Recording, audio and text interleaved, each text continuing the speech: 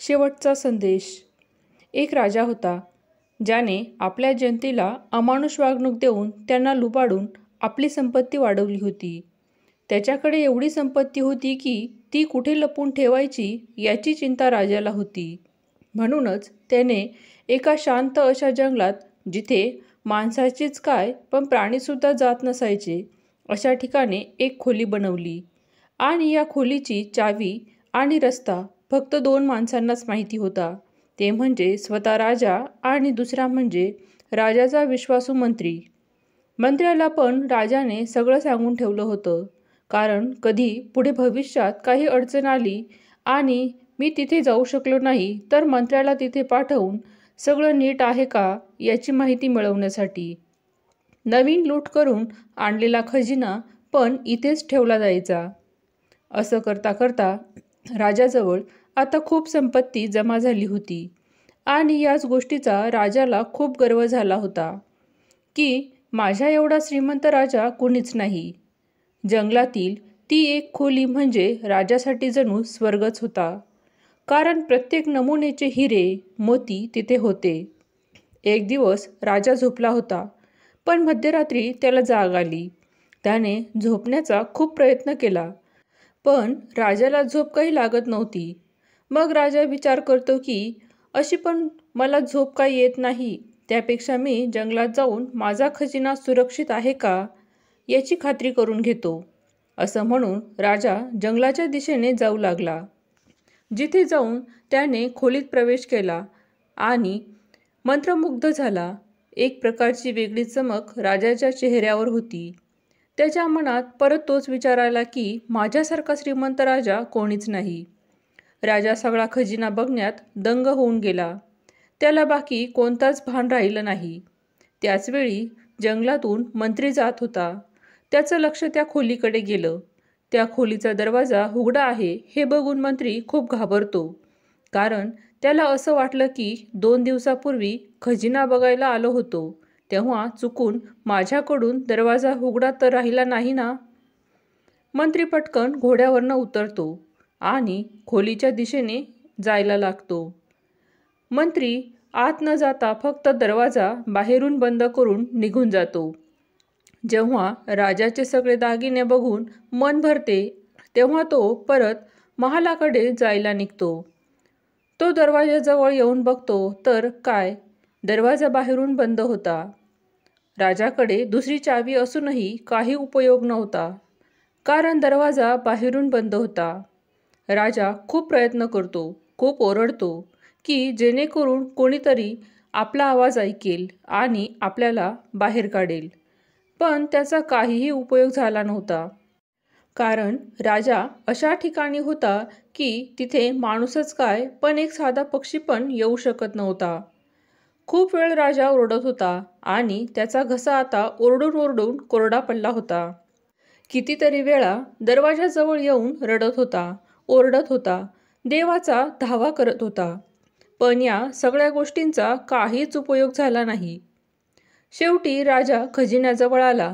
एक नजर आपल्या सगळ्या खजिन्यावर त्याने फिरवून तो मोठ्याने ओरडत म्हणाला की हे खजिना, मी तुला मिळवण्यासाठी एवढे प्रयत्न केले आहेत का तू मला एक घोट पाणी देऊ शकतो काय?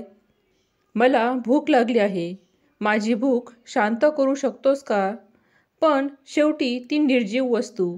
राजाला पण समजले की मी जनतेला अमानुष वागणूक देऊन जे काही मिळवलं आहे ते पण माझी काहीच मदत करू शकत नाही.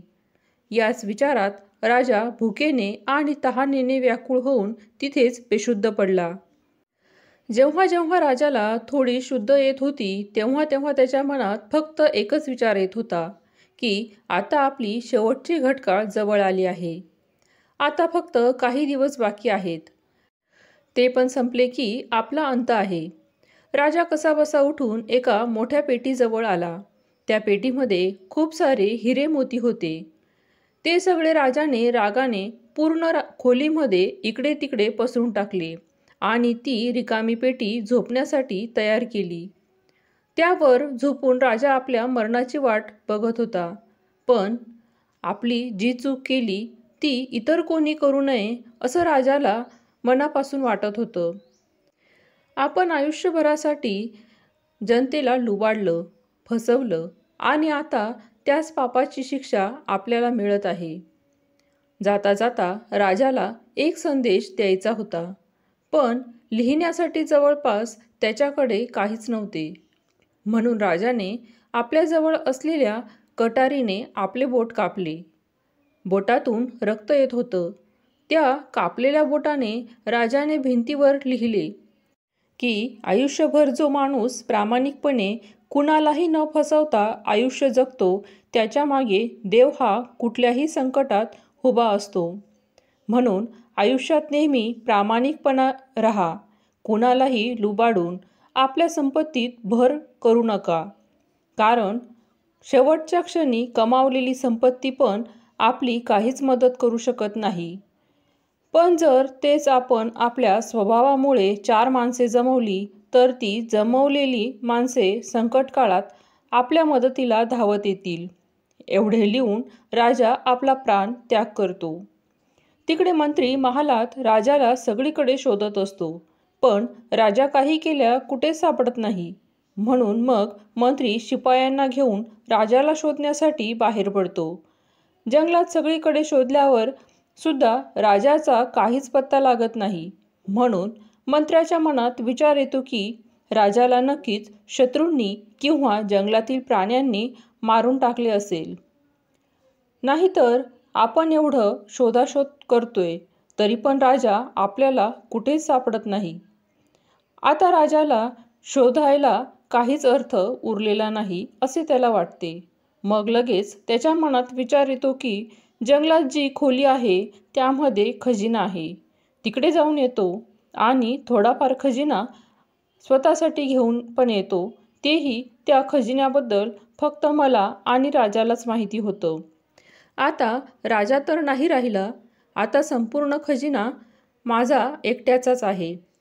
असं म्हणून मंत्री मनातल्या मनात खूपच खुश झाला. मंत्री शिपायांना पुन्हा महालाकडे जाण्यासाठी सांगतो आणि स्वतः मात्र जंगलाच्या दिशेने निघतो. मंत्रीही त्या खोली शेजारी येतो आणि चावीने दरवाजा उघडतो. दरवाजा उघडताच मंत्र्याला खूप मोठा धक्का बसतो, कारण समोर राजा मरून पडलेला असतो.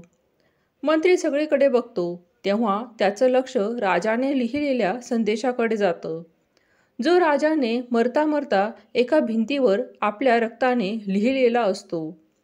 तो संदेश वाचून मंत्री पण विचार करतो की राजाने एवढा खजिना जनतेला लुबाडून फसवून गोळा केला, पण राजा अन्न आणि पाणी यांच्या वाचूनच तडफडून मेला. जनतेला लुबाडून राजाने जेवढी संपत्ती जमा केली होती, ती संपत्ती राजाला मरताना एक घोट पाणी देऊ शकली नाही. ती माझ्या तरी काय कामाची? मला पण ही संपत्ती नको, असं म्हणून मंत्री तो पूर्ण खजिना घेऊन जातो आणि पूर्ण जनतेमध्ये आनंदाने वाटून टाकतो. या कथेचे तात्पर्य आहे की जो लोकांना फसवून त्यांना लुबाडून संपत्ती गोळा करतो, ती जाताना इथेच ठेवून जातो. आपल्यासोबत जाते ते फक्त आपले कमवलेले कर्म, आपला चांगला स्वभाव, लोकांचे प्रेम, लोकांचा विश्वास. म्हणून माणसाने आयुष्यात चांगले कर्म करा, तेच आपले खरे धन आहे.